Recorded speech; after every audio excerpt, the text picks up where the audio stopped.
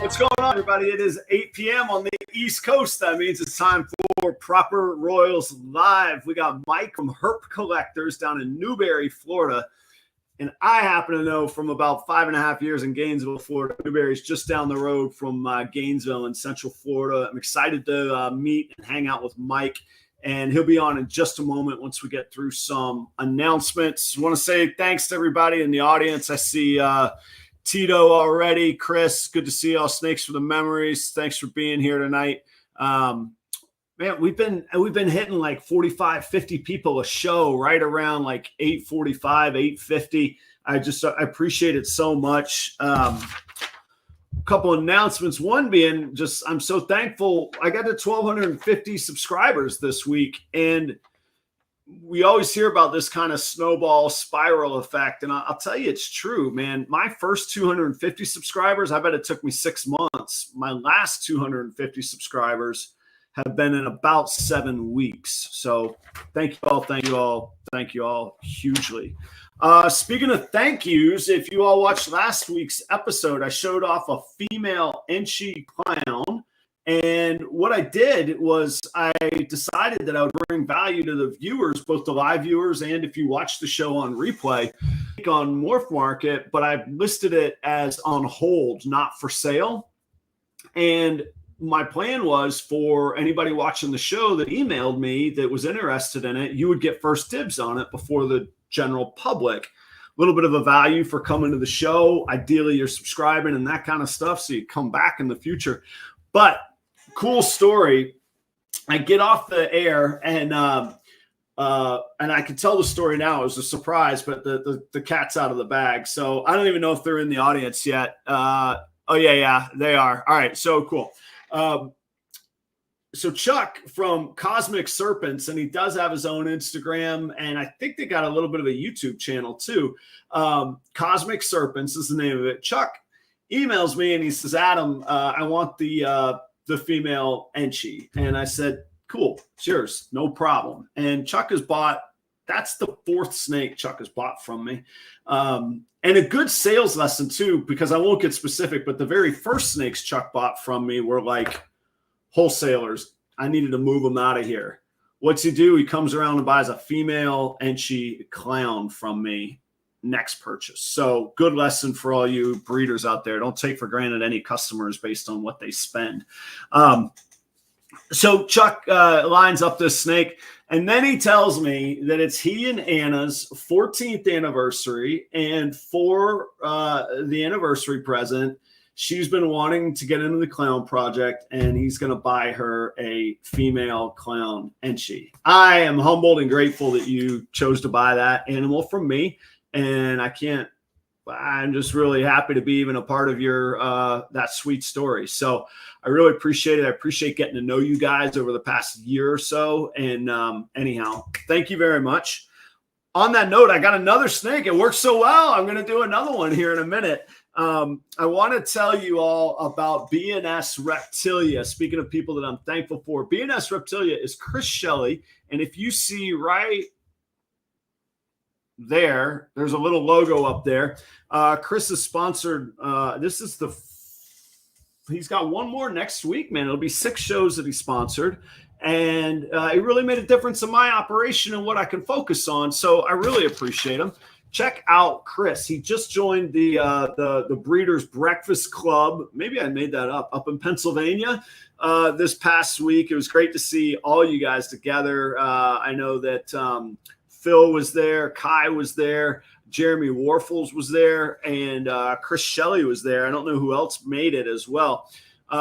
Chris Shelley from BandSReptilia focuses on ball pythons, got over 140 breeders, other types of boas, blood pythons, Australian pythons, Mexican king snakes, pine snakes, bull snakes, and he's also the distributor for the chipper in Pennsylvania, and that's the new cocoa that is pretty high quality, no fiber, that kind of thing. And he also has moistened, humidified, pre-watered cocoa, ready to use out of the bag is something they offer as well. So check out BandSReptilia. Thank you all for that. Next week coming up, I got an interesting new situation. I got to hit the road.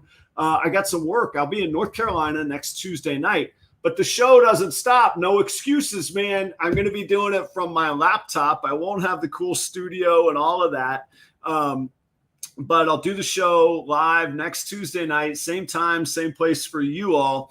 But I'll be on the road in North Carolina, and I don't know who the guest is going to be. I had some scheduling issues with the planned guest. No problem. That stuff happens. So surprises all around. Live from North Carolina, mystery guest. I don't know what the show will be, but it'll be 8 p.m. Eastern next time. And the following week, we have Charlie from Reagan Renee. And then after that, on the 26th, is Mark, all the way from British Columbia, Canada, kind enough to be joining us. Tonight's featured snake, same deal. It's on my Morph Market page. Proper Royals is the name. And this boy is a male. He's an adult. He just finished up breeding duty for the season. And this is a male clown. Totally good-looking guy. I got him listed on Morph Market for $325, which means I would take $300, of course. That's how we do it, right? You put a little up. I'd take $300 plus shipping, and he is eating frozen thawed rats, small rats, once a week when breeding, once every other week when he's not breeding. Eats very well, very calm. You can see he's a cool dude. Yeah. The last snake I thought was cool. Tried to take a swipe at my face. This one is cool, though. And he comes from Greg Graziani. I think it's Greg Graziani's stock is who produced this animal. And he was born in 2017. He is a proven breeder, and he has been breeding for me very well all season. But his duty with me is done. He'll be replaced by some of those Enchi clown males. I also have a pastel clown male. So the straight clown is up for consideration. You know where to find me. And actually, if you don't, Instagram, Morph Market, you can email me directly, say that you saw him on the show and you know he's on hold, but you saw him on the show. Or you can email me directly at properroyals@gmail.com. And I'm sorry, he's 1,100 grams also. There we go. We'll check him out later. Hey, we got Mike from Herp Collectors down in Newberry, Florida. I always try and, there's got to be some connection with the people that I invite on the show. And Mike is neat to me. He has his own show on YouTube, which you should watch. And I think his channel, we're going to talk about it, but I think his channel is exclusively live ball python or reptile shows. So it's going to be cool to get a perspective of another host. He is a breeder for sure. He's got a great YouTube page, Instagram page, a good YouTube page as well. And like I say, I find him very interesting. There's a lot going on. If you see his presentation, like my lighting's pretty good. And I figured out how to put one logo up top. I don't even know where the corner is up there. I figured out how to put that logo there. But I'm interested to talk with Mike. There's a lot happening in his presentation, and it's a really, really great brand. And I happen to believe that those things don't just start and stop in their own little unique places. That kind of attention to quality and detail typically overflows in a person. If they're organized at home, generally at work, if they're clean and cleanliness and kind at home, they don't usually stop that at work. Same thing with those attention to details. So anyhow, let's meet Mike. And this is the goals show. So we're going to talk about business goals, YouTube goals, and breeder project goals. Thank you all for hanging out tonight. And we'll, of course, catch up in the comments as well. Mike, how are you tonight? Hey, what's up, man?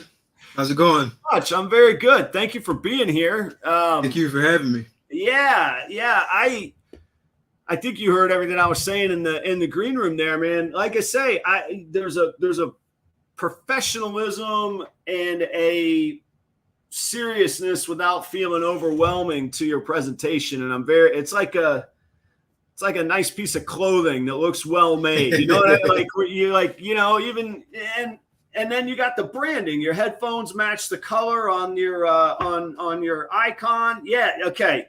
This is exactly what I'm talking about. That's the stuff. So, hey, tell us about you. We'll spend the show getting to know you, but I mean, tell us about your certainly ball pythons, but reptiles, and just tell us about you. What's the story? What's the backstory, man? Hey, yeah. So as you mentioned, my name is Mike. I am co-owner at Herp Collectors. I do this with my wife. She doesn't get in front of the camera. She's not a camera person, and neither am I.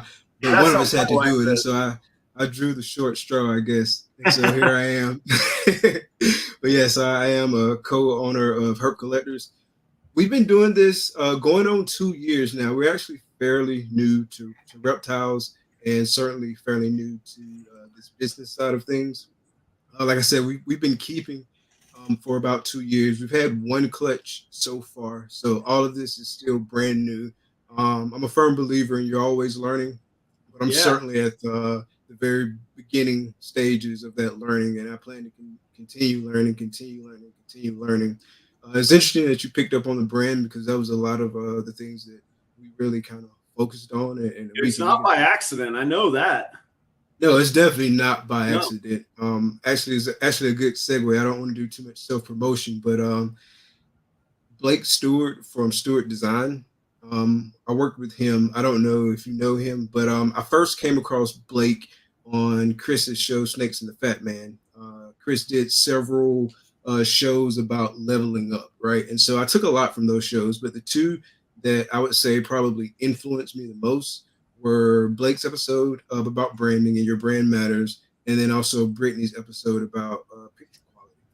And I reached out to Blake, talked with him, and he just kind of gave me an overview of kind of like his process for creating the brand. We actually came out into the business under a different name. It was THC Exotics, and THC Exotics, it was kind of a play on the term THC, so that was part of it. And then the THC, it actually stood for the Herp Collectors. And so I actually I thought about it more and thought about what I wanted the company to ultimately be, and just some of the other things. I actually had one of the dopest logos designs that I've ever seen. It was made by Vaughn Gadden from Gadden Design. So shout out to Vaughn. She gave me exactly what I wanted, and I love that logo to this day. And I actually got some stickers that I'm planning to send out as well from the old logo. But yeah, it was really cool. But I just kind of thought about what I wanted more and what we wanted as a business, and some of the limitations with that. Like the logo, it was like THC Exotics. There were some snakes on there. There was like weed plants in the background. And I just started thinking about it more. And it's like, you know what, I don't think this is kind of how we want to put ourselves out there. Like if I wanted my kids to wear a THC Exotics shirt to school, I can see me getting a call, Mr. Johnson, your son came some marijuana shirt on at school. Do you know anything about that? And then it's our company. And so it's just kind of weird. And then if folks there was a lot of challenges with it. And so, like I said, I reached out to Blake and kind of talked through it. And he just kind of gave me an overview of the process. And we were talking. I was thinking about dropping the exotics because I was like, do we even need that? Can we just be the Herp Collectors? And then we thought about it more. And it's like, short is better. So let's just go with Herp Collectors. And we went from there and kind of went through his workshop. The reason I say that's a good segue is because we actually have Blake on Thursday, this Thursday at 8. Oh, cool. And he's going to talk through branding. He's going to do a real deep dive in terms of branding. He's going to do much better than I can. But there's going to be a chance to pick his brain and let some of our viewers ask him questions and things of that nature. So tell us about your show. How often is it? Is there a scheduled time for it, or is it whenever you get the right guest, or how does your show work? So it is a scheduled time. Our general time is Thursdays at 8 p.m. Eastern Standard Time. Next week we're doing on Wednesday because we had to schedule around guest availability. So we're going to do a Wednesday episode, but by and large it's Thursdays at 8. Very cool. Hey, speaking of your guests and people that I appreciate, I want to say hey to Nicole at Lady Tiz Exotics. What's up, Nicole? What's up, Gershon? What's up, Lecky? Yeah, and yeah, you've had Gershon on as well. I watched that show too, and those are both folks, matter of fact, who have been really generous and have sponsored. So Gershon has sponsored some shows in the future after Chris's sponsorship runs out or finishes up. And then Lady Tiz, the last video that I put out, she was kind enough to sponsor. So y'all have been really, really great to me on that. And I just want to say hello. And it was great. Nicole emailed me one day and it was out of the blue. I don't think we had talked before. I think we'd followed each other's channel, but that was it. Out of the blue, she goes, "What's the dimensions of that sink? I got to get one. I'm going to figure out which bathroom it's going into." So that's how we met, and I can't wait. One of these days, we're going to get her on, and we'll do a show together. Nicole is quickly becoming a superstar. I'm saying all of her animals. She takes really good care of them. She's putting out really wonderful content on YouTube. I talk to Nicole weekly. Very cool. And I see. Yeah, she says, "I need the sink." I need the sink. Hey, Nicole, if you travel down to Daytona, I'm about 60 miles north on I-95. You can come check out the sink. We'll do a little show together with, of course, totally appropriate with the show and the snakes and all that. But yeah, she's been very good to get to meet as well. You know, you went through it kind of quickly and you downplayed it. I would say it's very important to anybody to separate what your business goals are versus kind of personal life. And I'll use myself. So I play guitar at work. Wine is my specialty. And I have on a guitar forum. And actually, when I first started on Morph Market, my handle, it's a tongue-in-cheek joke, but I call myself the expensive wino. And yeah, exactly. It's fun. Just like, THC, the Herp Collector, with kind of that undertone. But I got to realize that if I was going to take it seriously and I wanted other people to take it seriously, I had to present something a little bit more serious because, you know as well as I do, even entry-level snakes can approach $1,000. And if we're talking in a competitive space where, admittedly, I've been at this the same amount of time you have. Admittedly, two guys with headphones and a webcam can start a show. That means anybody can. So we got to have our acts together. Absolutely. And that really was your very similar story to what you're saying is where I came up with and knew that I had to come up with.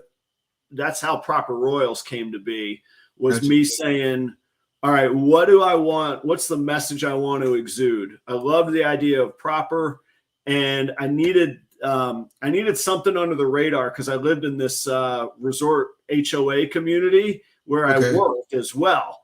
And I couldn't have community perception affecting my livelihood. So I couldn't say proper ball pythons, which didn't sound as good anyway, but royals being the international word for ball pythons. I was like, yeah, I can see those royals. Those folks who don't know anything about snakes. Oh, he's got those killer snakes over there. Yeah, and of course, I was probably by 20 years the youngest homeowner in that community. So I could just see, Aunt Edna thinking that I'm raising cobras because she sees, right? I'm like, no, calm down. So Steven at Leviathan Snakes is actually working on his doctorate degree program with a focus on marketing as well. He uses a word called intentionality. And we got to be intentional in what we do, what we put out there, what goes on Instagram. Every one of your pictures have your logo that's really sharp and simple. I mean, it's so simple. It's beautiful, man. The H and the C with python heads making the letters. Brilliant, man. I think it's fantastic. So I was super excited when they presented it to me. Before they revealed the logo. So we went through a whole big process, and we'll get more into that later this week, but we went through a process There's like a discovery call, and it's a little different now, so I don't want to like give too many outdated details. But we went through a process of meeting, just kind of talking about goals, what we wanted to achieve, what made sense, what didn't make sense. We drafted like our mission and vision statement, and all of that. There you go. And we also talked about colors and things of that nature. And on the day that they revealed the logo to me, they gave me like this pep talk. It's like sometimes people don't like the logo when they first see it. It kind of has to grow with them. Just keep in mind all those things we talked about and what your end goals are. And then they unveil it. And like, I bullshit you now. I'm sorry, I don't know if you can cuss on this show. But I try to keep it even, but we're allowed one, no problem. Okay, that's my one for the night. I got like this big grin from ear to ear, just because like I was so thoroughly impressed with it. I was happy with it. For anybody that hasn't experienced, what did you call it, a discovery session? Yeah. For anybody that hasn't experienced a session like that with branding, so I went through a big branding remarketing process with that very same company I was just telling you about where I lived. And these two guys that are clearly pros at what they do, super creative, they come in and again, they get you talking. They want you to know, they want to know what makes you tick, what makes you excited, where are you at now, where are you going to, what message are you conveying, who are you attracting, all of these things.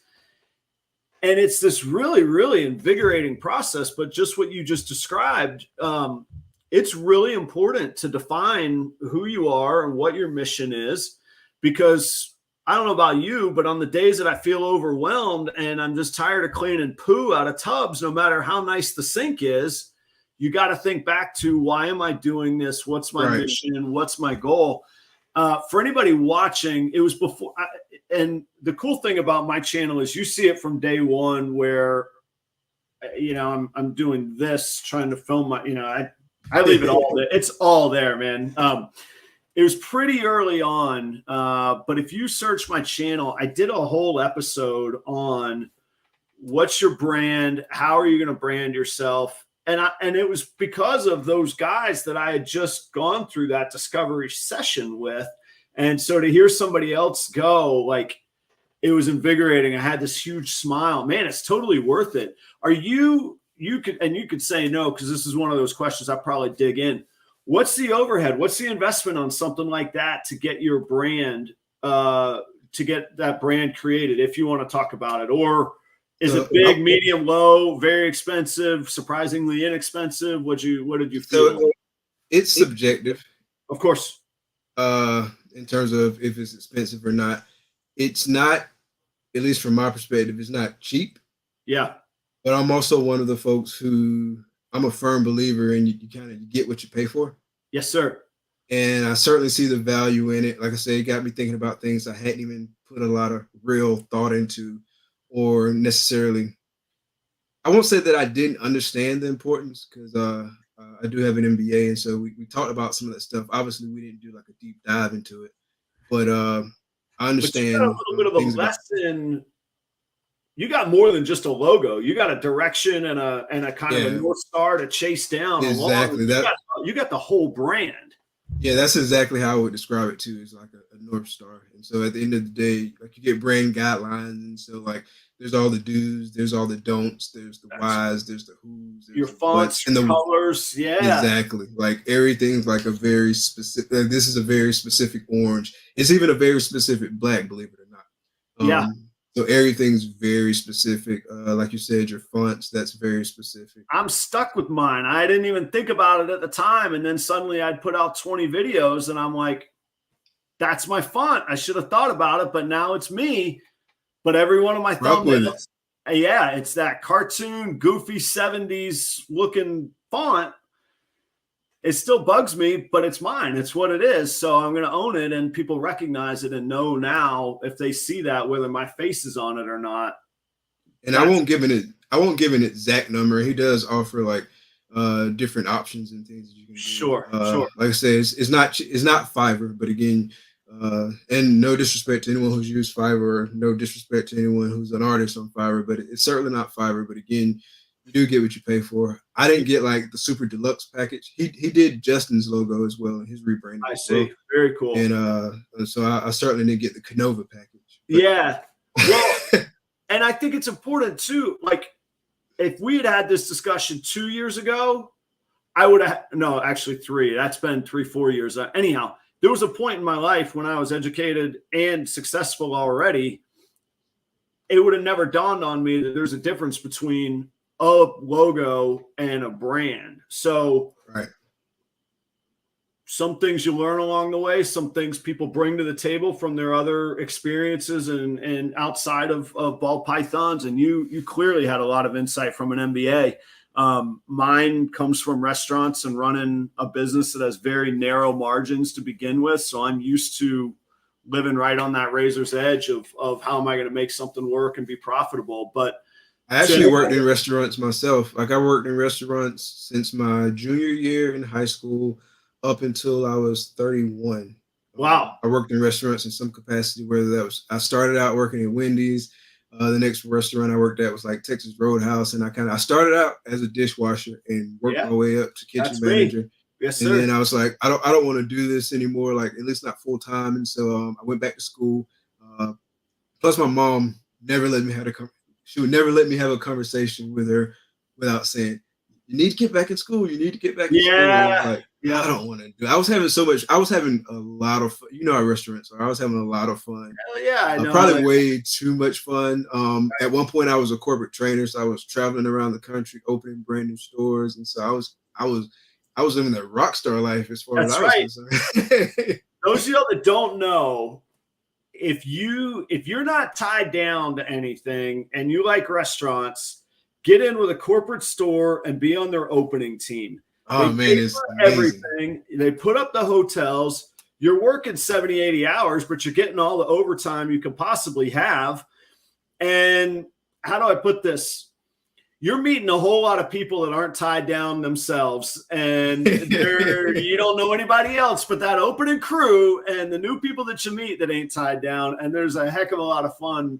There's a certain point in my life. Yeah, I jokingly, lovingly refer to that time in my life as the mercenary period, man. You pay me, I was gone. I'd get on a plane. I didn't care if it was tonight.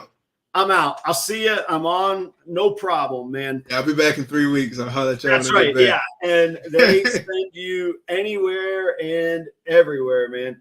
Did you grow up in Newberry? Are you from that area? No, I'm from Georgia. I'm from Valdosta, Georgia. And we moved, we actually moved to Gainesville, and like now I'm close to Newberry, but we actually moved here back in 2011. I was born and raised in Valdosta, Georgia. My dad went to Lowndes High School. He was the first graduating. Yeah, my first graduating class of Lowndes was my dad. Now he graduated 68.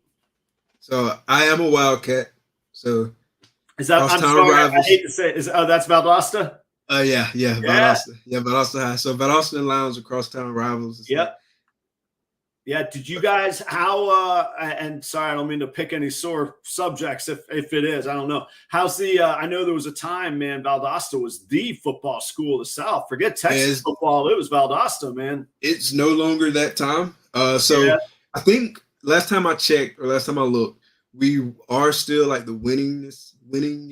I never can say that word, but we've won more high school football games than any other high school football program. Really? Yeah, that is big time. Jeez. And there were very few programs in the country that had won more than us. Maybe one or two, and both of those were college programs, with Michigan being one of them. Shout out to my father-in-law, who's a big time Michigan fan, but I'm a Florida fan.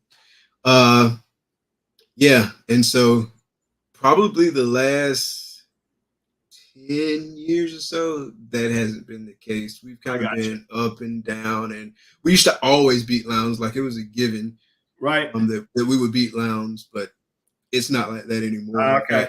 Yeah. Well, they beat us all the time. So back to restaurants, I from 1998 to 2003, I was at the University of Florida. I didn't graduate at that point in time. Okay. I was working at the Ruby Tuesday in the Oaks Mall. You talk about they closed that one recently. I worked at Ruby Tuesday too for 5 years during college. Where at? In Valdosta. In the Valdosta store. Yeah, we would know some of the same corporate people then. Everybody's worked at Ruby's, man. Everybody's done their salad bar shift at Ruby's, you know. But yeah, that was the corporate opening. I worked for Ruby's for 10 years. I started as a dishwasher, ended as a general manager for them. And so anyhow, small world. And you went to UF. Yeah, man. That's where I got my MBA from. Congratulations. It took me, I didn't work at it for 15 years, but it took me 15 years. I finally graduated and finished my degree. It's in education and history and secondary education. I always wanted to be a history teacher and never left restaurants. So, you know, here it is. And now I got a show on ball pythons. So let's go back to the ball pythons for the audience rather than just ourselves geeking out. What kind of give us some stats, man? What numbers of animals you dealing in? Is it all ball pythons? Is it other reptiles? What do you got? So I've got other reptiles. We've got carpet pythons, we've got boas. But in terms of breeding, at least right now, it's just primarily focused on ball pythons. And you're in your second breeding season or your second breeding season, technically, if you count last year as a season, because we had one clutch. Yeah. This year, we've got several more. We've got about 11 girls that are currently building. One girl, she just ovied, so I'm expecting eggs on the ground. Cool. In the near future, once she goes to prelay and all of that. But the other girls, they're building. I feel like it's kind of late, but I really don't have any frame of reference. And I know a lot of folks breed all year round. But a lot of my girls, we just ultrasounded on this past Saturday, and a lot of my girls are starting to build now. Like we got girls that are anywhere from, we got some that are like as small as like 7, all the way up to probably like 17, excluding that one girl that's in the high 30s. And you're talking millimeters, not millimeters. Yeah. Okay. Yeah. Millimeters. Yeah. Gotcha. Yeah. And so all those girls are building. We'll see. I had a girl get up to 24 millimeters last year, but she reabsorbed on us at about the 24 millimeter mark. Gotcha. And so we'll see what girls go and what girls don't. The other girl, like I said, she's pretty far along. So we're going to get something, whether that's eggs or whether that's slugs. We're going to get something. There you go. What's your, I don't know how to say it other than like, what thoughts or plans or considerations going from one clutch to potentially 11 clutches is a big jump. And I don't know how much of my story, you know, I'll jump back in with that because ours is pretty close, man. So that's one of the things that my wife and I have kind of been talking about. We're considering doing like some smaller shows locally.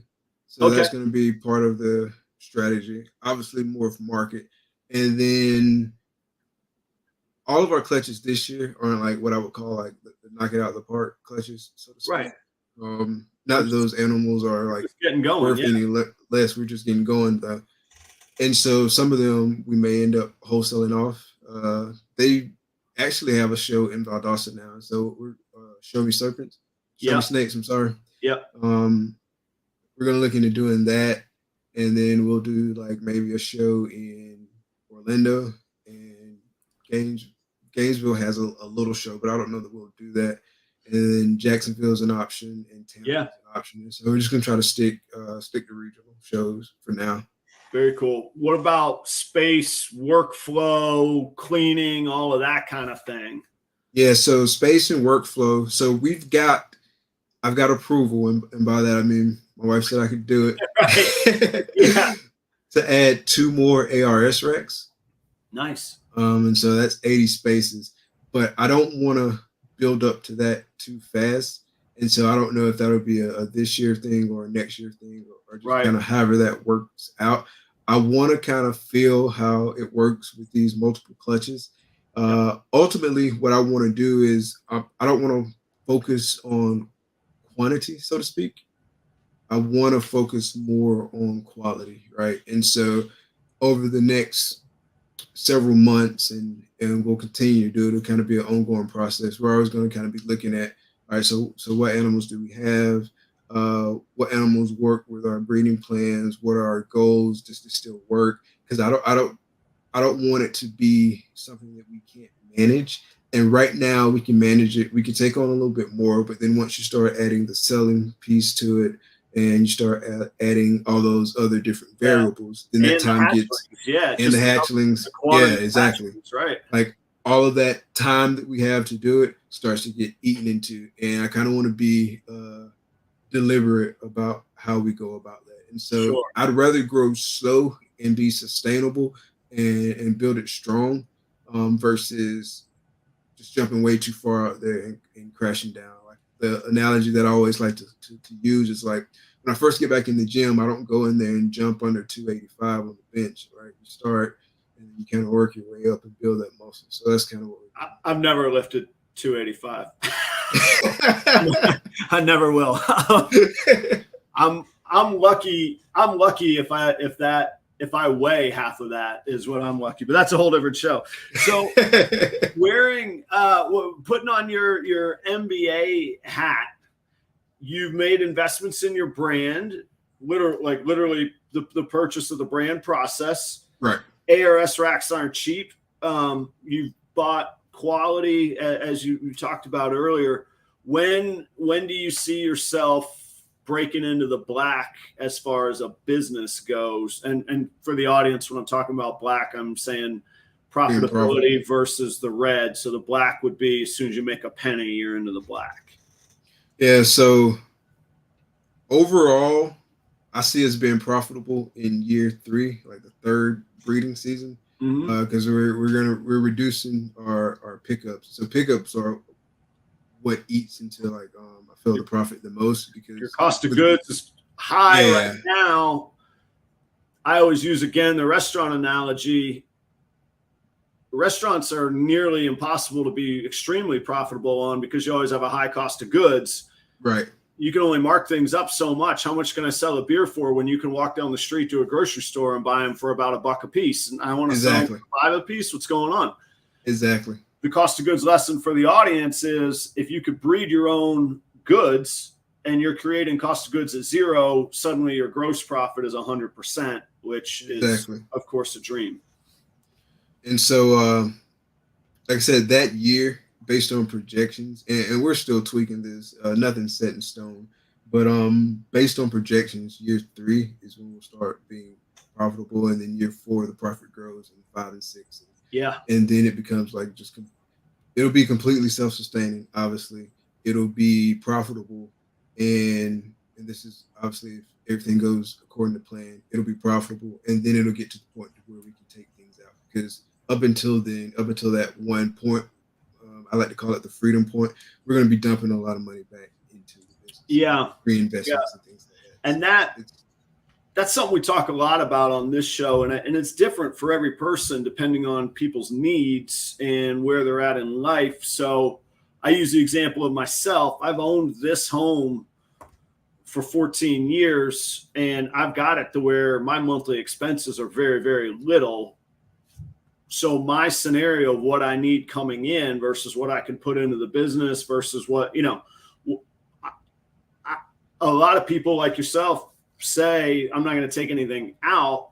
I don't mind taking some things out because I'm full on space, and my needs for what my big picture is, I'm very close on that as it is. The other cool thing, which we don't have to get too nerdy on, but it is good for people to consider, is the benefits of tracking your expenses and building a business with the tax benefits.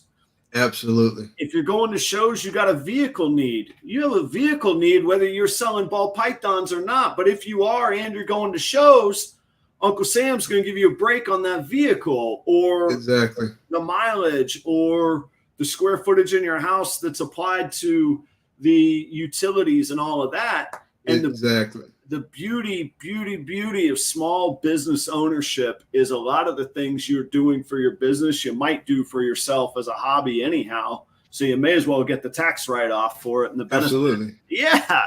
Absolutely. It's fantastic. And in that way, profitability of income versus expense is one thing, but the value of your business versus what you've put into it is a whole other thing. The business equity part of it. Right. I don't know about, again, each individual situation. But as far as is my business worth right now far more than I put into it? Yes. So in that way, I'm very profitable. But I project to be profitable this year, which is my second breeding season. That doesn't mean I'm making quit my job money, but it does mean, to your point, where you get profitable and there's a benchmark, and then you can grow from there.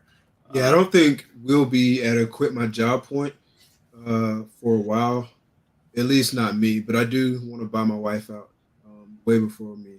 And so you say that last part again? You want to buy her out?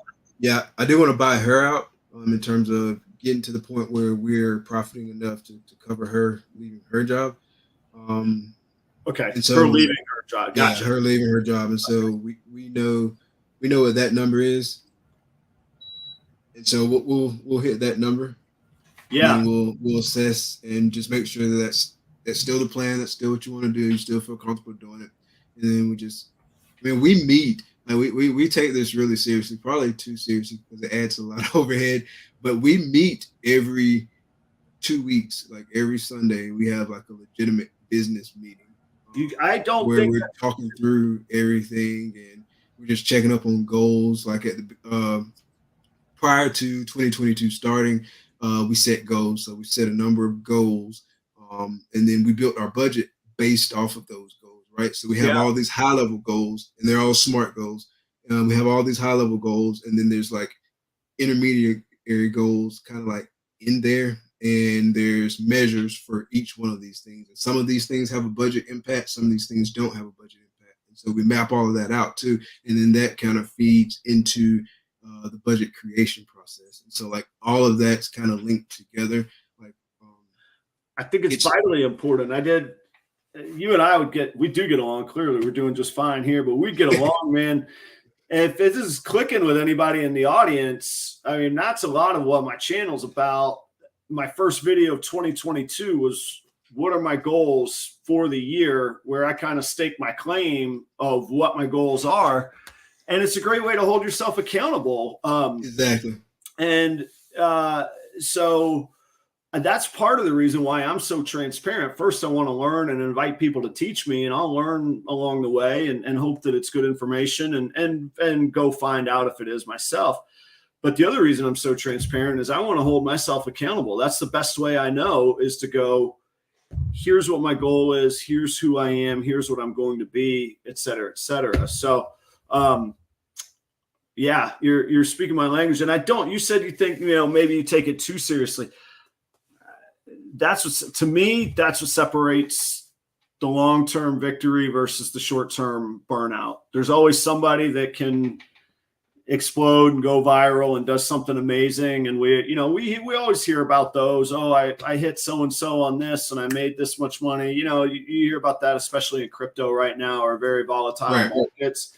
But the fact is, the diligent long-term planning, keeping an eye on it, holding ourselves accountable, that's the stuff that pays off, man. You have to. And like you said, you just got to hold yourself accountable and kind of routinely looking at that kind of stuff. It allows you to see if you're making progress or if you're slacking, or sometimes things need to be reassessed, but kind of looking at it with an analytical eye gives you that opportunity. It does, and it separates emotion from the rational and the data-driven decisions. There's some comments flying around, and I don't want to talk about each person's specific situation and needs, but basically the discussion is it's getting harder and harder to have transactions because of electronic tracking of money. Say PayPal is going to be reporting transactions and this and that. The cure for that version of the common cold is to take advantage of the benefits of claiming your income and claiming your revenue of what you can write off. Man, I tell you what, you don't have to make a penny to claim expenses and to lower your tax bill.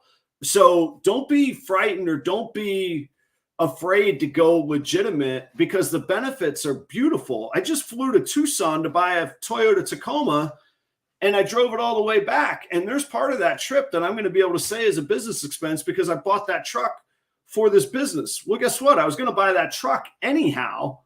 I just get to use it because I'm endeavoring to make money on this business. Right. And that, guys, get your own CPA. Don't go explaining to the IRS that you bought a truck because Adam said to. That's not the point. But the point is, you have a disclaimer. Yeah, at the bottom. Yeah, exactly. I gotta have the disclaimer. Let's say it again for the people in the back.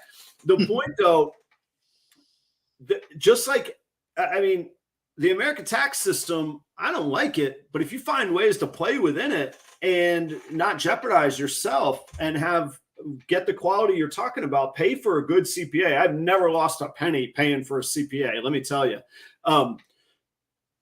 There's a difference between tax avoidance and tax evasion, and it's the former that you want to deal with. That's true. Lowering your tax bill is the legal, rational way to approach a good business. Tax evasion is doing all the things that we thought were cool to get away with when we were 16 to 24, and then realized one day we had too much to lose by wasting that stuff. Anyhow.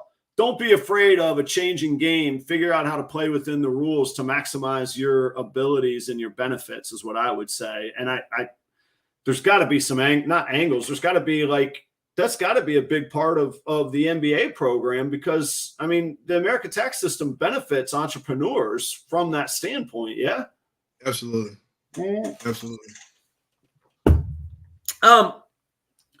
So you were talking about goals. What is the goal? If you were to describe it, what's the goal for your channel? What was the YouTube channel and the shows? What was your mission, your goal on that? Talk to us about that. Cause you're what, 10, 12 episodes in, maybe a little bit less? Somewhere around there? 8, 9, something like that. Okay. Yeah. So it's fairly recent. So my number one motivator outside of myself in terms of starting the channel was Gershon.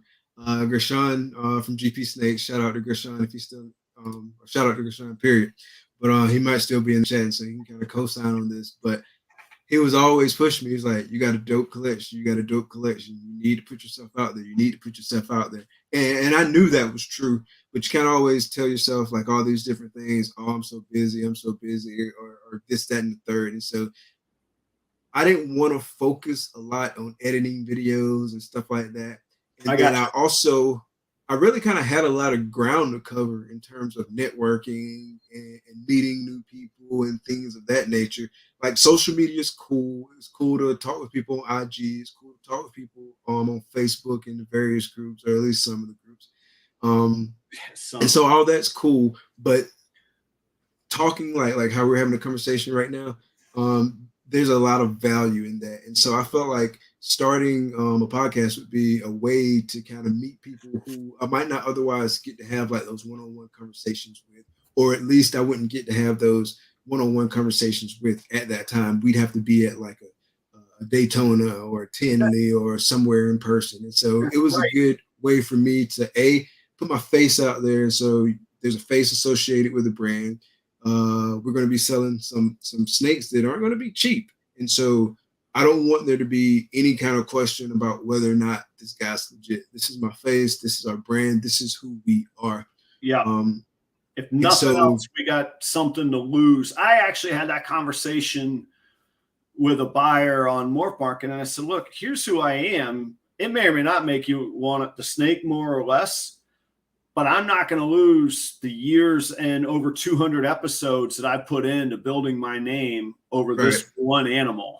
Exactly. I'm going to be here. So worst case scenario, you pop up, I'm going to make it right. Like that's yes. Exactly. I'm not going to put our brand and all this hard work, like literally blood, sweat, and tears, because we've gotten bitten before. Yeah. I'm not going to put all that on the line for like a $250, $500, or even a $5,000. No, it's not. It's not worth it. Price tag on 2 years worth of work, and like you say, the editing. A 20-minute edit, a 20-minute video probably takes me 5, 6, 7 hours of total work to put in. Edit. What are you using to edit? I actually use iMovie. I love Apple, which is still weird for me to say. I was a Windows guy just forever. And my boss got a new Apple. It was about 2 years ago. And he was like, hey, I got my old Mac and it's this huge screen. It looks great. And I was like, yeah, I'll take it. And after about 30 days, I was like, I'm sold. But I use iMovie. It's pretty intuitive. And I think there's some things that their simplicity or where the beauty's at. I don't think I actually do that much, but it's good because I'm the kind of guy that'll get distracted trying out 19 effects. I don't need fireworks and, all that crap. I need a good, clear video. So I use iMovie. I really like it. It comes with the Apple operating system, and I feel comfortable with it. I got to mention, some people are busting my chops, which is totally cool. I'm not above having my chops busted whatsoever. Anna was joking. Next video is Adam gets audited live, and and it's funny, but all joking aside, Anna and everybody else, that's why you hire a CPA. That's why you get the advisement. That's why their backup and support and insight and expert opinion is a good CPA is a consultant. And so actually I would hate to go through the headache. I'm not inviting getting audited, but I will say because all CPAs aren't created equal, right? And that's not to say that, there are some good, some bad, but what I mean by that is like every CPA doesn't focus on tax. That might be a small portion of what they do, or they may not even do it at all. Definitely get you a CPA that's experienced in the tax world, because that's a completely different animal than what some CPAs may deal with for a very minimal amount of their time or for none of their time at all. Yeah, and I don't want to put that disclaimer out there. Well, and you should interview them or bid them out, just like, I don't know, a lawn service or a plumber or an electrician. Hey, come give me a quote. I got to know you. It's an investment. It's going to cost you money, but again, I've never lost money on the people that I use. And actually, I'm only on my second one in 15 years. So when you find the good ones, stick with them. Yeah, and when I say good ones, I'm not talking about like Saul Goodman. I'm talking about somebody that gets to know you and knows your goals and your visions and your outlook, and they have an approach that matches your outlook and your business model. It doesn't do any good to be above water and legit and working with somebody that specializes in, underhanded black market, evasion. That's not going to do it. So anyway, so back to the editing. Yeah, I use iMovie, and I spend a fair amount of time thinking through videos, and same on my show prep. I still do it longhand because it really makes me engaged. I think more about it. There's a physical connection. And I do that with any important business stuff. I have the world's most expensive damn pencil sharpener, right? I just love I love the analog feel of dialing in notes. So I do important things that I really need to be engaged with. I actually write out by hand, and then other things I'll just digitally put in, feeding and all that. I use all spreadsheets digital, but my notes, show notes and movie. So I don't use a script when I'm filming, but I've mapped out bullet points and sort of memorized those bullet points when I go into filming. And filming's pretty quick. Filming a 20-minute video, I'll have filmed in 30 minutes kind of thing. And then so for me, editing doing a live video, it took me out of that editing space. For me, it would take me a long time, and I'll eventually do some videos, but we're just not there yet. But it took me out of the editing space. And then I've got a plan for the shows. Like I got to know what questions I want to ask my guests. And so I'm still kind of in that episode planning phase of it, which that's fine. It's the editing piece that I don't necessarily want to tackle right now. Over time, maybe. I do a little bit of editing with, and by a little bit, I mean very little, with Premiere Rush. I do that for like clips, like 60-second or less clips Sure. from the episodes, right? And so like I'll pick out something that I was really impressed that the guest said, or I thought was really good, Yeah. or thoughtful, insightful, and something like that. And I'll slice out that part, and so I'll take that clip. I'll do some tweaks to that clip. I'll put some music in the background, so it's like all like super like it makes it even more epic, I think. Yeah, there's like the drama, like, right? And so it's building up. Somebody was just preaching, and boom, you got to hit it. Yeah, exactly. And so I started to put their logos at the end of it, right? And so like I do that, and to me that's like big time editing. It's probably nothing for other folks, but for me it's big time editing. Was part of it was just I wanted something. When I started making videos, I was in such a horrible depths of the pandemic, trying to fight through the restaurant industry, facing the pandemic, shutting down. I didn't know if I was losing my job every day. So I wanted something that was going to take a lot of time and a lot of focus, because otherwise I was going crazy, man. You talk about expensive wine. Yeah, I was learning my expensive wino nickname. Let me tell you, man. And it was all unhealthy, and restaurants can get that way sometimes. And I want to get better at the editing though, and I do want to learn it. I mean, even doing the show, just doing the show in general, it's taking me out of my comfort zone. I'm not like a huge talker, but like I've gotten more comfortable with that. Sometimes I lose my train of thought and stuff like that. But doing this has forced me to get out of my comfort zone, and I feel like it's helping me grow as a person. So picking up that skill, like with an Adobe Premiere, like Premiere Pro, is what I really want to learn how to use. But it's a slow burn, taking the time. One of the things, the unintended benefits that I learned from editing. It's so funny because people that haven't seen the live show, but they see a traditional video, they say, man, you speak so well. You're just going. And I'm like, yeah, I edit out every bit of space. Anytime there's a pause, I take it out. Anytime there's and even I get rid of ors and ands. And then I've learned that I have this like this twitch where I'll say, so, and then I'll stop. I take all those out, so it's just going. And then the one other thing, you were saying you were adding music to people whenever there's a dramatic or an insightful thing to add drama to it. Things that I'm really excited about, I found that if you talk excitedly, it's contagious.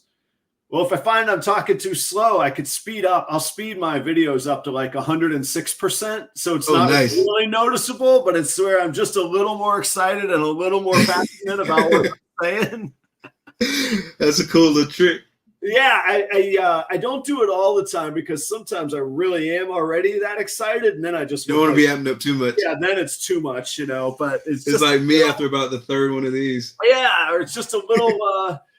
Just that little dash of flavor on the meat. It's still the same meat, but it's got a little something else, Extra pizzazz. Yeah. So but you did very well, like in the intro. Like I was listening to you and like thinking about like how can I improve my intros, because that's one of the things I kind of struggle on, and I probably need to be more prepared for the intro, like have a better idea of what I want to say for both the intro and for the outro. But I just kind of go in there and wing it. I may have like 2 or 3 talking points, but sometimes I'm a little too concise, right? And I just get straight to the point and like hop right in it. But sometimes you need to kind of take some time to build that out and talk more and all these different things. So I just need to do a better job at that.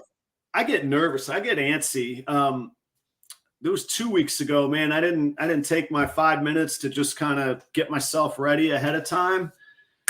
Man, I forgot the sponsor. I forgot man. Chris got an extra show out of me because I forgot I was like, man, I'm in the 50th minute and I forgot that there's a sponsor, and that's the stuff.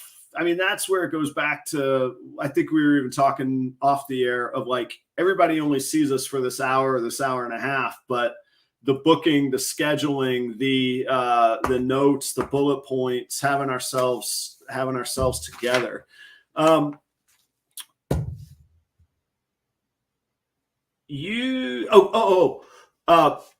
On your show, man, do you StreamYard? How do you get the background? How do you, I mean, it's almost like a scene from it's like a modern scene from Mega Man from when I was growing up, man. It's so good. It's all the right colors. And like, I want to be on your show just to have that frame around my face, man. Like, what'd you use to find that? Yeah, we definitely got to set that up. But I worked with a graphic designer that I had worked with before in the past on some other projects. And so essentially we had a quick Zoom meeting and we kind of went through like exactly what I wanted.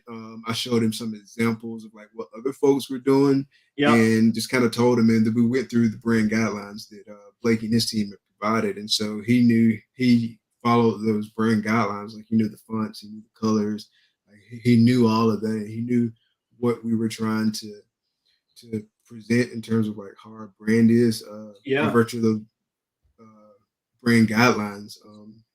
Was a big part of it.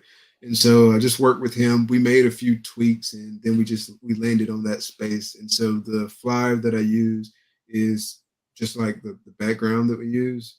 Yeah. So really it's just like this file really. And I had two options, and you know about this because you do StreamYard. You can do like an overlay or you can have a background. Right. I can do the overlay where we're kind of behind it, but I like doing it as a background where we're on top of it. I just like the way the content forward. Yeah, exactly. I like the way we look like that because when you're behind it, it just looks like some Alice in Wonderland type stuff. Yeah, it's like staring through the looking glass or something crazy like that. No, but yours is really, really well done. Thank you. Something that I don't like, and this isn't beating up on anybody, is when we implement things just because they're there, and then it ends up looking like at work. I'll maybe I shouldn't even say this kind of stuff, but I'll tell somebody, I'm like, this isn't the 8th grade craft fair. You don't get to just throw a bunch of crap together because you got 42 colors of construction paper and a glue stick. That's not the point here. So like mine, I'd rather keep just simple black if I don't know what I'm doing. And yours screams that you know what you're doing and it's done well, is my point. So like I keep mine simple. I put a lot of effort into my intro. But again, it's intentional. My intro is as much advertisement. So that intro that I played tonight is the intro on all of my videos where I'm advertising the live show if they don't know about the live when they're watching the other video. I see Sick Witted Ball Pythons in the chat. Shout out to G at Sick Witted Ball Pythons. Yeah, I saw a few new people tonight. I want to say thanks to everybody for joining. If you came on behalf of Mike from him saying that he'd be here, I appreciate it. I've seen some new people, and I saw and I regret that I don't know his name. We were on a Zoom call. I think it said Big E from Ebony and Ivory. Yeah, Matt. Look. And who is his name? His name's Matt. I believe he pronounced his last name Legrone, but yes, AKA Big E. Yeah. Okay, so he's Matt. Yeah, they were actually on Trap Talk last night, which is a great episode if you want to check that out. Gotcha. Yeah, we were on a Zoom call that got a little weird and talking about brands. That's probably not my brand. So I'm just going to leave it at a Zoom call. But I wanted to connect with him. But if you're still here, Matt, I appreciate you checking it out, and thanks for coming by. Really quick, if there's anybody that wasn't here earlier, one of the things I do on the show sometimes is I just added a snake to Morph Market tonight. It's a clown male. He's a breeder. He's at 1,000 grams, and he's listed as on hold because I want the audience to have first dibs. So if you watch the show and you're interested in a male breeder, I've got him listed at 325, which always means I'll take 300 for him plus shipping. And he's a proven breeder. He's a 2017, and he's done his job for me this season. And he's, cool to be a pet or a breeder for somebody else. You can see he's pretty chill. He's on frozen thawed, small rats, 1,000 grams, 2017 clown, available on Morph Market. Speaking of advertising, trying to pay some bills.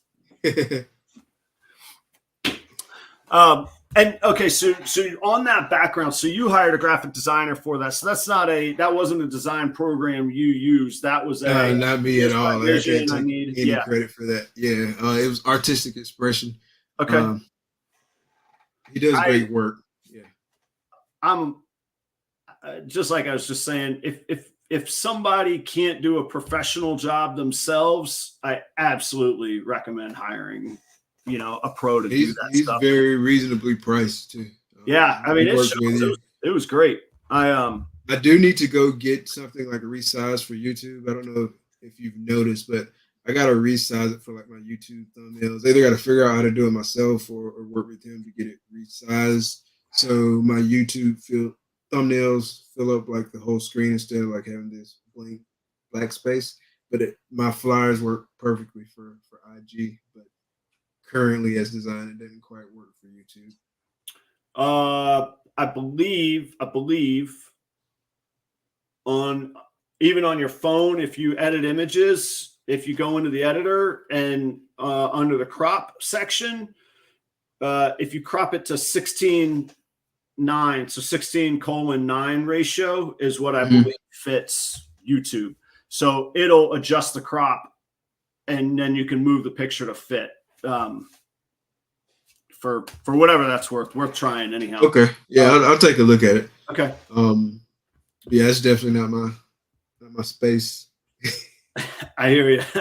And again, everybody's on their own journey. For me, some of the excitement was actually learning that along the way. So for me, my business model was a lower initial overhead. So I was DIYing my own racks. I was bootstrapping the editing and the pictures. And part of my brand was and still is, I'm learning on the way. I'm on my own journey rather than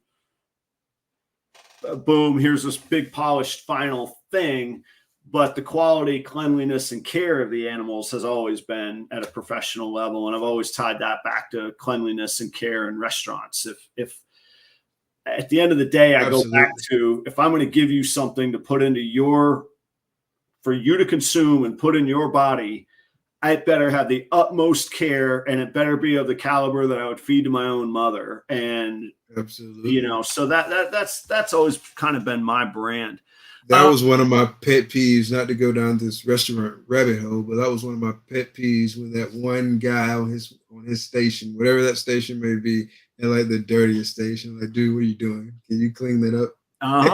And I know it. And yeah, how are you functioning? And you got to work clean. You got to have clean equipment. You got to yourself be clean. You can't make good quality, high quality food if you can't launder your shirt that you worked in the past 3 days. Get out. No, sir. So I saw a picture on YouTube, not on YouTube, of Instagram of a pig, a little pot-bellied pig. Do you have a pig?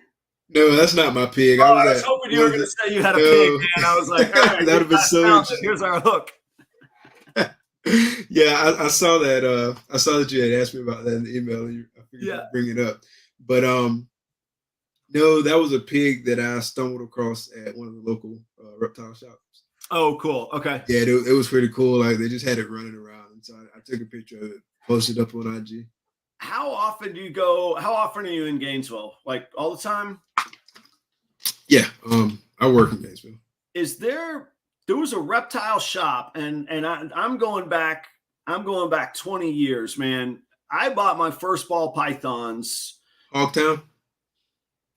I wouldn't know it. The problem is I wouldn't know it. It was at the time, it was on University just west of 34th, I want to say. Was it? Okay. And it was, at the time, it was just a cinder block, like beige short building. You just walk in and there's like a front room, and then there was always this back room of like mystery. I was like, I don't know what's back there, man, but I know they got some serious stuff back there, you know? And so right now, I think it was called Hogtown or something like that, but there's one that's on 34th, not that far from University. But it just recently got bought out by recently, probably like 3 or 4 years now, but recently. And so now it's Gator City Reptiles, and there's 2 locations. There's that one on 34th, and then there's one that's closer to me, Newberry Square. Yeah, I don't know it, and it's probably just gone to history, but I got my first corn snakes there, leopard geckos there, the ball pythons. And that was when, I mean, like I say, I mean, that was been, I could tell you it was 2001 when I had the ball pythons for sure. Okay. I remember where I was living, but we didn't know anything. I mean, I remember them being like, oh yeah, if you got a 55-gallon tank, you can put 2 of them in there. And I'm like, now I'm like, 55-gallon tank and 2, no, I don't want to, no, both of those things are not what I want at all. So my old roommate, and this is what, 99, I believe. Yeah, it had to be 99. He had 2 ball pythons. And if I remember correctly, and maybe I'm making this up in my head, but I think one of them was an albino, then the other one was what I know now as a normal.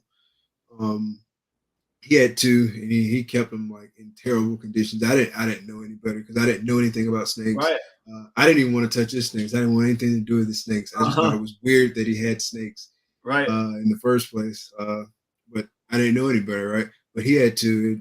He didn't keep them the greatest. Now that I look back, because they would oftentimes have like stuck shed and stuff like that, right. and it would be there for like long periods of time. Yeah. And so I don't know. Or I didn't know any of that at the time, but like just kind of looking back, it's kind of interesting to see where I've come from. And that, I'm sure, I mean, I know my ball pythons I wasn't keeping very well. I ended up selling them back to the store when I left town, like every college kid does, you know. And I had fish. I had an arowana, man. We would just have friends over and drink and feed that arowana, man. That was like, you know, close the restaurant. You guys want to grab some beer? Let's go feed this fish, you know, like it was just mashing goldfish, you know? So, that was kid stuff then. And it was good. Right. I figure this is a good topic to touch on as any. The Miller High Exotics says, man, he just got done with 3 weeks of getting rid of mites. Man, anybody that's dealt with mites, I've dealt with them once. You get them once and you get real selective about what snakes come into your room and what you're willing to buy and what you're willing to bring home. They're a nightmare, man. I'm glad that you're done with that, Miller. How many snakes did you have to rid of mites if you're watching? The rest of the audience, thank y'all. There's still 30 of y'all here, which is awesome. Oh, nice. Yeah. I appreciate y'all being here. Yeah, we got up to close to 40 at one point. Okay. Yeah, we're still 30 folks here. If y'all haven't checked out Mike's page, it's Herp Collectors, and there's a YouTube channel, Instagram channel. There is a Morph Market page, which will have snakes soon, not yet on it. Yeah. And check out Mike if you're enjoying the show. And he's got his own show as well every Thursday night at 8 p.m. He said it was a collection of 18 snakes that he got for free because I couldn't care for properly. Yeah. Oof. Gotcha. Well, good on that's rough. Snakes out of there. But yeah, man, 18 snakes of mites. Not for me. Anybody in the audience, if there's questions you want to bring up for me and Mike, I'm sure we'll hang out for a little bit. I got another 15 minutes or so. And as I usually say about this time, I got to kiss my wife goodnight before she goes to sleep in about 15 minutes, you know? So what's the, you talked about goals for the business. Go back to so you talked about, you had a roommate a long time ago with the ball pythons. And then you said, it's been about 2 years since you got, kind of going on ball pythons again. What brought you into snakes for yourself? What brought you into, ball pythons for yourself that 2 years ago? So it's weird. I was scrolling down my Facebook feed one night, kind of right after the whole COVID shutdown or whatever. And I happened to come across this guy's video where he was showing off his reticulated python. And so I was like, oh yeah, that's pretty cool. And so it just kind of jogged my memory about the snakes that my roommate had. And I was like, yeah, it's pretty cool. I remember he had ball pythons. And so I just started looking up those and like just looking at stuff about ball pythons. Started seeing like all the different things on YouTube channels. Started seeing things on Facebook, and then I started joining groups and just kind of getting more involved in the community, so to speak. And so I talked with my wife about it initially. She was like, "No, I don't want any snakes. I'm not dealing with any snakes." And I was like, "It'll be cool." And so talked to my son about it too, and of course he was like, "Yeah, let's get a snake." How old's your son? My son is 15. He'll be 16 in June. Okay, yeah, cool. He's a Gemini. But he was interested in it. My daughter was like, she was on the fence. Yeah. But so we just kept talking with my wife, and she finally said, okay, we can get one, maybe two. And she was like, all right. And so I started at that point, like looking around for snakes. Like I wanted one. And I knew I wanted a ball python. At that point, we weren't like saying we were going to breed. We were just going to kind of learn about the snakes, get some snakes, and just kind of just do that. And so I came across Craigslist ad where this person was selling like a whole bunch of snakes. Like they had like super pastel this, super pastel that, pewter this, banana that. And so I reached out to him, Jordan from HJ Reptiles. Reached out to him and met him, and he brought like a bunch of snakes. Oh, cool. To this spot we met up at a local church, and he brought like probably like 6 or 7 different ones. Yeah, and so that was my first time holding a snake too, and I still remember that feeling to this day. Yeah. I don't know exactly like what I had in my mind about how the snakes would feel, but they felt nothing like that, right? Yeah. They're so powerful in their own little skin, like in that little space that they occupy is incredible power, man. Yeah, absolutely, 100%. And so we ended up grabbing a couple snakes from Jordan, and so those were our first snakes. And then we kind of kept on like watching videos on YouTube. We know where it goes from there. That's why we're all here tonight. And then, exactly, and now I'm on this show. Yeah, man. Mine was very, very similar, man. We got my son a bearded dragon, and I thought back to my time in Gainesville. I was like, man, if he gets a dragon, I might want a little ball python. And then I looked on Morph Market, and it was 2 things.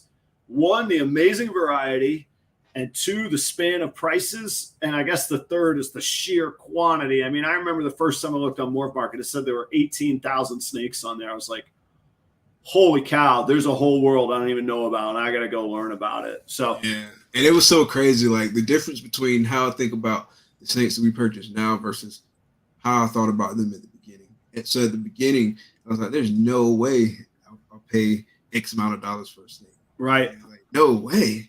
What do you mean, $1,000? What do you mean? Yeah. And so like now, just kind of looking at it now versus how I looked at it then, it's totally different. And so like I see the investment. I see that you got to spend money to make money, essentially, and you got to set yourself up. And the better you can set yourself up, the better off you'll be in the long run. Obviously, there's a balance and there's budget considerations and things like that. Yeah, but we want to focus on a lot of quality animals, and so that's where. Yeah, it's the time investment equation as well. I mean, you're right. The longer you feel that you have to be committed, the more you can, not you personally, but people can afford to set up in the first place. But if the people don't stick with it, then it's sunk costs, man. Then it's exactly. Then it's the challenge, you know. So Steven said, thanks for telling us that story. Steven says, and this is great, we didn't even talk about this stuff. What's your favorite project that you're working on, and what project do you want to get into but haven't yet? So my favorite project that I'm working on, and by working on, we've got like 1 pairing in this project, but we're looking to expand, is the DG Clown project. So Clown is my favorite recessive, and DG just makes everything better, right? And so we want to get heavy into the DG Clown project. I want to make some really cool things. Like I love the Batmans. I won't buy a Batman before I make a Batman, because like, I'm not one of those guys who's like, oh, I got to wait till I make it, and I don't want to buy it unless I make it. But that one snake, for whatever reason, I want to make a Batman. So, now that's the difference between the emotional hobby part versus the business part. Because the business finances is to go buy it and get to work. Yeah, exactly. And I think, but that's the one project I want to make. Yeah, and I'm not discounting that when I say it. I'm just bringing it up as a fact. Yeah, so it's always that's where that balance is, and where the business can go off the rails real quick if we get too many of those Yeah, No, that's I my just want to do one. this. That's No, my I just one. want to, yeah. That's certainly my one. Right. The others, I understand that dynamic, but that's just my one. I always like preface How that like, many? this is my one. This is my one. And I don't think there's a limit on it. I think you just got to be. I think we all have to be honest with ourselves of what's the hobby part, what's the business part. I don't want to speak for anybody specifically, but some people I'm pretty good friends with in the audience, you know, they say we got pretty good jobs. We just love doing this. We'll make some money. We'll make some. We'll lose some. No big deal. That's a different outlook than I have. That's a different outlook than saying, all right, I myself, I want to be 80, 90, 95% business on it. And I happen to love doing it. So it's fine. I get my fulfillment on both. So it's, you got it. That goes back to that mission statement and goals and all those definitions that we set for ourselves. Absolutely. And I'm not going to hold, I'm obviously going to have holdbacks, but I'm not going to be like a hoarder. Like yeah. If I can buy it, I'm going to sell it. Right. And buy the animals that I need and not be just relying upon the odds or like subject myself to having to wait so long. Like there's some higher end projects that I want to get into, and I kind of want to quote unquote fast track into those projects. And so I'm not going to hold everything back. I mean, there's some things I'm going to hold back, like any double head DG clown females that I make. I'm holding all those back. But like I've got some het pod stuff that hopefully I should be making this year. I'm gonna sell a lot of it and use that money for some money. That's kind of those plateaus you were talking about, though, where you didn't use the expression plateau, but you're going to get to a point where you can create your own inventory and your own goods where you don't have to buy them. But like you say, when we're first starting out dealing with hats, or man, a year ago, I'm pointing at the snake that I was showing off, like anybody can see it down here. I'm pointing at that snake. A year ago, man, that clown was the coolest thing in the world to me. Now I'm at a different point where I've got a super enchi clown, I've got a pastel clown, and I'll have 3 or 4 Kodam stacked het clowns coming this year for hatchlings. That's why he can go. And I see kind of the size of the room you're in. I don't know how big the whole operating space is, but if you're like me, I got a finite amount of space, man. Absolutely. Each one of those slots has, I don't know what it is, but each one of those slots has a dollar value, and I want to be increasing that each exactly anytime I can, really. Yeah, like right now we've got this room, and so what you can't see on the camera, so we've got that one ARS behind us, but then we got like a whole bunch of sea serpents over there that aren't quite in the picture. I know two stacks of them are, but there's some more on the other side of that as well. And then there's one like stuck off in the corner in a hatchling, right? How many snakes are you dealing with right now? How many snakes? Yeah. Almost 70, I would say. Gotcha. If you factor in like the other species as well. Yeah. That's some of those I will be selling at some point soon. Right. They always come and go, though. Right. Yeah. So some of those I am going to sell. Like probably some of those initial pickups. We'll probably be selling them in the near future. And by the near future, probably next year and a half. Because like you said, there's a finite amount of space. I have gotten approval to add 2 more racks, but I don't want to fill those racks up just for the sake of filling them up. I do want to take, like I said earlier, kind of a definite approach, a balanced approach, and just kind of build up to that. But right now we still got open tubs in here. Like I think I got 15 slots open in that ARS. There's some open slots in some of these other racks as well. But space is a limiting factor. And for right now, we're not working towards getting a facility or anything like that. And so right now we're limited to the space that we've got. Yeah. And I see it a little different than a lot of people do. I love the idea of maximizing a finite space and seeing what the best I can do with it is, because it keeps me focused and on track. I'm the kind of guy, I mean, there was a time in my life I owned 25 high-end guitars, man. I don't need 25 guitar, like I'll buy it if I got it kind of thing. Whereas if I have a limited space, it's going to make me focus on producing the best, the most efficient, all of those things. but it limits my overhead so that my overhead doesn't get out of hand, and that I can't be forever chasing any debt. And I don't mean debt as in I had to finance things. I mean debt that I owe back to myself. Anything I spend on those snakes, I intend them to pay me back eventually. And ideally sooner than later. That's any business. That doesn't matter if you're selling lemonade or snakes. It doesn't matter. So in that way, it limits what I'm willing to go after in that increased overhead. And honestly, me working so hard to sell things on YouTube and through Morph Market is a conscious decision as well, versus vending shows, just because of the overhead of looking good, of all the branding things you talked about. We've all seen it at shows where you're like, I don't think I'm going to go to that booth, and other booths where you're like, what is that? It's like a trip to Disney World, man. And I think that stuff costs a lot of money. I got to sell a lot of snakes to pay for an appropriate professional vending booth, so. But that's me. Absolutely. Yeah, that's me in my operating world. Yeah. You got to spend money to make money, and it's definitely not cheap. And so when people complain about prices, they don't understand, or some people don't understand. Some people understand it and still complain, but there's a lot that goes into that. I don't tend to heckle people about the prices, because I understand that. I mean, they got costs to cover, and this took a lot of work, and I appreciate that. Yeah. And my thing with prices is, if somebody doesn't like my prices, ask me. You can offer me whatever you want. I'm not going to get offended, but you can't get offended if I say no. And absolutely. That's it. The market. I'm a believer in capitalism. There's some bad parts of it, but I love the idea that the market's going to tell me if my prices are right or not. I'll learn. I'll figure it out, because I'm going to get told. The market will tell me. Right. All right. Mainly Morphs also says, do you breed your own rats? What do you feed? What's your kind of workflow for feeding? So it's actually Rat Tuesday today. I feed on Tuesdays because that's when my rat guy gets his shipments in. And you do live or you do frozen thawed? I do live. Yeah. And so that's actually when I left work today, I had to go grab the rats and then come, and I'll feed after this. But I feed on Tuesdays. He takes really, really good care.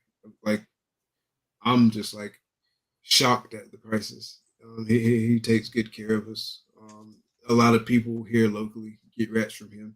Yeah. And so he does a lot on volume too, because he's getting rats from so many people. And it's very convenient for me. It's about 10, 15 minutes, probably 15 minutes from my house. And so every Tuesday, I load up the tubs, go pick up the rats, come back and feed. I've usually fed by now, but since I was on the show, Gotcha. I hop on the show and I'll feed afterwards. Yeah.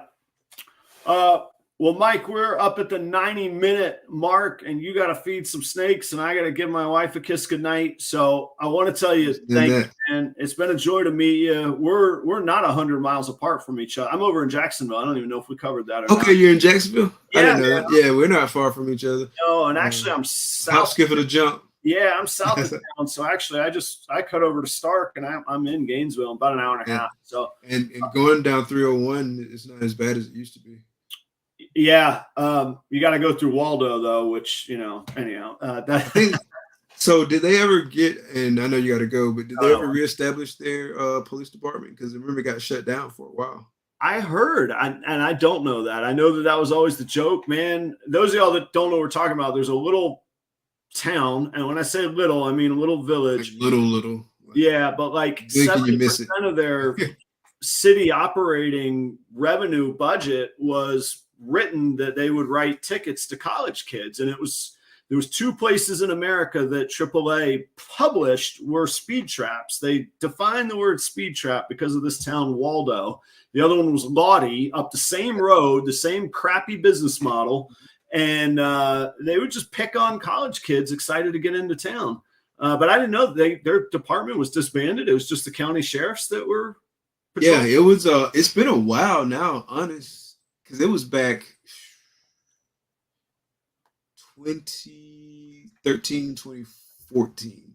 Wow. When that happened. I haven't seen Waldo cops there since then either. I've seen sheriffs, like Electrical County sheriffs there, or Florida highway patrol. I've seen them on occasion, but not as often as I used to see the Waldo cops when they were there. And then there was another one of those small towns right along 301. It wasn't Lottie, but it was I forget the name of it. I believe it starts with H. One of those small towns. They got shut down too, because it was all a whole bunch of like high level fraud, and high levels probably overselling it considering it was such a small town. But, I mean, the judges were in on it, the cop, everybody. That's all it was that anyway. It was crazy. So I try and avoid 301 and Waldo. I take 16 into Stark, and then anyway. Okay. Gotcha. So hey, Mike, we got to get together. I know that you'll probably be at Daytona. I think I saw you say on one of your other shows. Yeah, I'll definitely be in Daytona. Cool. I'll definitely be there. A lot of people in the audience will be there. And man, it's been a pleasure. Love to do it again sometime. We'll come up with some other topics. And good luck. I don't know how I can ever be a help, but if I can, I absolutely am happy that I've met you, and congratulations on what you got going, man. Like I say, I think the foundation is fantastic, is really kind of my whole point tonight. Thank you so much. Thanks for having me on. It was a pleasure. Yeah, my pleasure. And I'll see you next time. I know my outro is the same as the intro, so I'll hit that. And guys, next week I'll be live in North Carolina, 8 p.m. I don't know the guests yet. We'll sort that out. But 8 p.m. Eastern, Proper Royals Live, like we do every week. Thanks so much to Mike at Herp Collectors. Thank you all for being here every week. I couldn't do it without you. I'll see y'all next time. Cheers, everybody.